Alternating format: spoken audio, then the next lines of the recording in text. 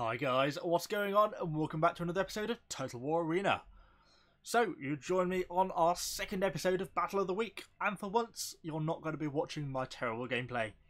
Today we have a replay submitted by Dutcherror, playing with the Tier 5 Pisoli Slingers, actually using them with Miltiades. Which kind of caught me out at first. I thought, what? Slingers with Miltiades? The sort of the classic hoplite commander? Doesn't make sense. But actually, when you dig down into it, it actually is quite a logical move. Because Kanani, the archer commander for the Greeks, shares most of her commander abilities with the archers and not with the slingers. Things like Barrage, which is her ultimate tier 5 ability, is not compatible with the slingers. So, it's kind of not a lot of point in using her. The only thing you get with Kanani, which is useful, is the rapid advance. But while I can't quite show it here because it doesn't show up in the replay, Miltiades gets the Breaks Ranks ability, which gives it sort of a permanent plus 16% movement speed bonus. So it actually makes these guys really quite quick. So it actually works quite well. So you're not getting any of his hoplite abilities like Fear or anything like that are not particularly useful. But the maneuverability that you get with Miltiades is pretty useful for all the slingers. So without further ado, let's hop into this gameplay and see how it gets on. So I did play these tier 5 slingers in closed beta, and I think I actually made a very poor quality video about them, so there's quite a while back. But I struggled to get on with them for a few reasons. I found that their arc of fire was extremely low, which is the case, and you shall see shortly here.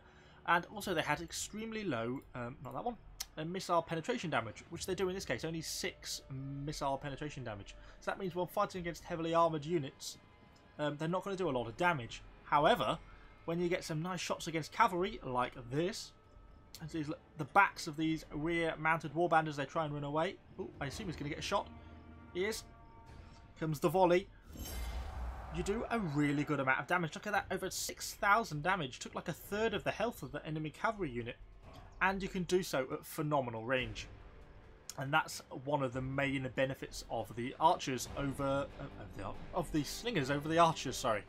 If you look at their melee weapon range, 152, they have phenomenal range. I mean, you can see it with the range circle here, that they can shoot a really long way. But as you saw from that shot, even with the high ground, the slingers still have a very low arc of fire. So that means you can't really shoot over obstacles, and it's very easy to hit your allied units. You can see he starts to lay fire into the front of these Punic mercenaries. See, the damage against heavy infantry frontally, while not actually terrible, isn't particularly great. Yet when he hits the archers behind, look at that, 15,000 damage. That's an entire enemy archer unit just eliminated from the start, and at a range where the archers can't even shoot back.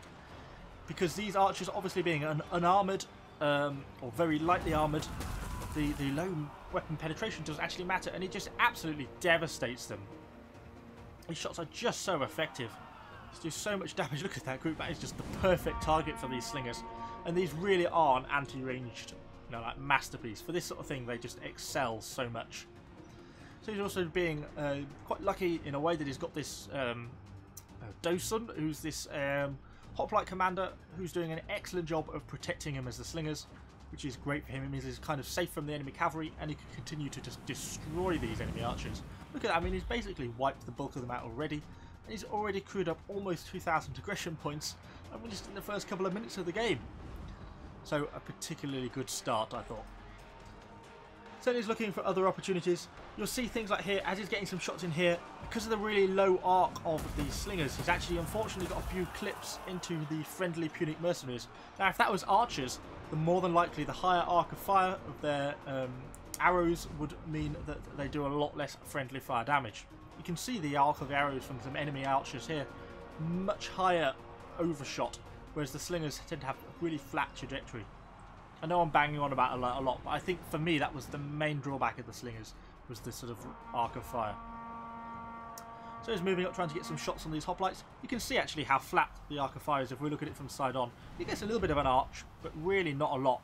And that means if you have friendly units even sort of remotely close, then the few of those low shots end up getting hits. It is lucky here that thankfully these enemy cavalry, but he's got his protecting spearmen who is doing an absolutely awesome job of defending him. as meant to save from these enemy cavalry, and the enemy cavalry instead went for the allied archers, who were sort of completely on their own and exposed, and started to do quite a lot of damage to them. So he's moving up. He's got these Libyan hoplites here he needs to watch out for. Is he going to have a shot at them? I'm not sure. He's probably got some allies who are a bit too close, really. But these guys are probably shootable.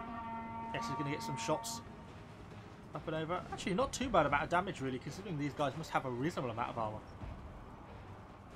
Yeah, he's actually pretty decimated them fairly effectively. He's keeping good range on them. I mean, over this battle, he's up to over 2,500 aggression damage now so far. You can see there, because he was on the higher ground, shooting down on the lower ground, and the Slingers have that naturally low arc anyway, he actually managed to clip the back of his friendly unit and did over 1,000 friendly fire there. That's, again, the danger of the archers, of the Slingers, is that really low arc means they're just so easy to do friendly fire. So we get some shots in on these enemy cavalry, and while he hits a few bit of friendly fire, he actually does far more damage to the enemy unit, and it's probably a worthwhile hit there. Probably of benefit to do that. Some enemy mounted warband up here, which he's probably going to get some shots at, which he is, and a good amount of damage, particularly against these lightly armoured barbarian cavalry. These Slingers sort of really eat them alive. That damage is just phenomenal. Even where he's causing some friendly fire, it's worthwhile shooting at these, because these poor archers don't stand much of a chance of being able to fend them off anyway. So his ally obviously has done a stunning job this Dosen of protecting him yet again, really, by getting involved in this cavalry fight and protecting him. It looks like the battle is actually now tipping well into his favour, and I'm not surprised with the amount of damage he's done. He's just cut the enemy team to pieces with these stones. So very effective so far. I must admit, it's just made me tempted to give the archers, I keep calling them archers for God's sake, makes me very tempted to give these Slingers another go, because they do seem to be pretty devastating, and the range on them is just great. I see he's running them with the sort of Archimedes Council consumable, which I think gives them a slight increase into range. I know there's also a range of different stones you can take with you, like light stones, medium stones, heavy stones, that give either increased range or increased penetration and damage. When you use the light stones, I think you just get an absolute phenomenal range on these guys. So, given that it's basically stoned everyone to death in the centre of the map, it's moving up with his allied spearmen towards the enemy base. Is there going to be anything else on the horizon? We know there's still some enemy archers surviving on the enemy team, and I think they were hiding in this forest, but we don't quite know where they've gone. Have we got some allied units in the base? We have. We've got a unit of allied cavalry in the process of capping. Oh, there's those allied, those enemy archers. Gosh, a good hit straight from the start. It's just shows how devastating these are. Now they've not got any armour to defend them. You know, these Slingers are just absolutely brilliant. Is he going to do any friendly fire? So yes, so that's interesting. Even at this range, look, because of the really low arc, he's already starting to do friendly fire against his allied unit.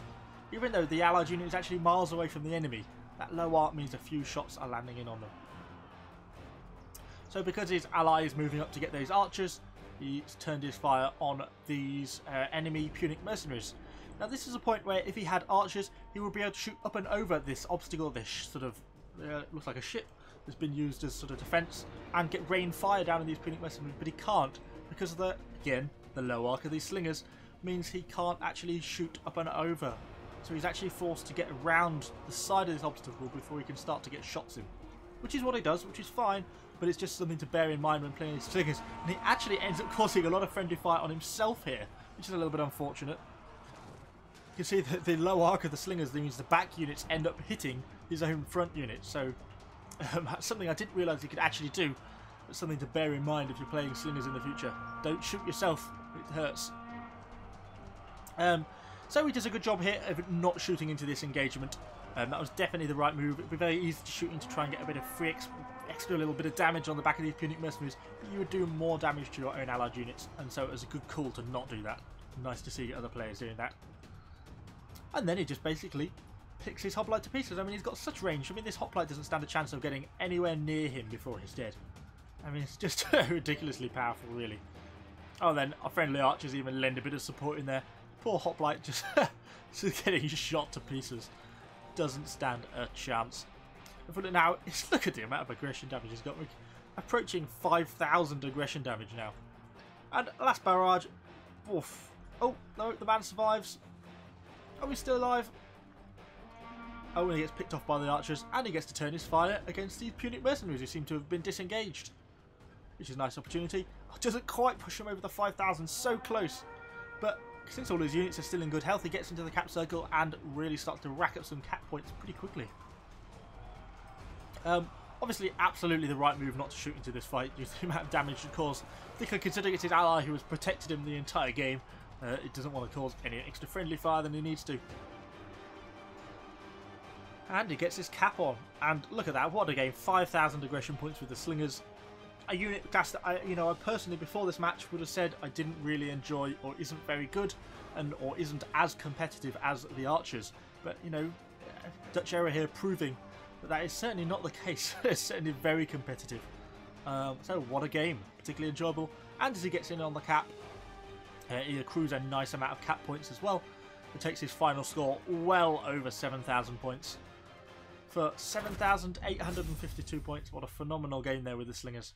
And certainly changed my opinion on them slightly. Obviously he gets top player with his Miltiades. Certainly that is certainly interesting that he used Miltiades. That's certainly something I would consider doing now over Kanane. And that break ranks gives quite a nice increase to mobility. And that is certainly something well worth having. So hopefully you've enjoyed this Battle of the Week. We'll end it here. Obviously you can see I've been recording the Tier 5 Greek Cavalry grind video, which I've just finished recording as well, so we've got that coming out. Although that might come up before this video actually. Having said that, I think we'll have the Greek Cavalry video out on Friday, and this video should be out then on Saturday. So I also wanted to quickly run through before we finish this video how to submit replays. I've had quite a few replays submitted by some of you guys, and that's really good, so keep them coming in. Sorry I can't feature absolutely everyone's replay, obviously, otherwise we'll end up having Battle of the Day because of the amount it would get. But it's great to submit them, and I'm going to try and get through as many as I can. So to submit them, basically the only information I need is your in-game username. So I want you to message me in-game. So like for here, I'm ZolaCat999. So you can find me like that. Drop me a private message, and I want you to give me your username, and then I want you to give me the time and date of the battle, as well as the commander and the map. So if these guys load like this, you can see, for example, if I pick, say, this one, it was using my War Dog, so it is on the 28th of the 3rd, 2018, which is yesterday, at 9:08 and 18 seconds. And if you send me that, I can then find that replay when I add you as a friend very easily. So if you message me in-game, if I don't respond, message me again, because I'll always respond to you if you message me in-game.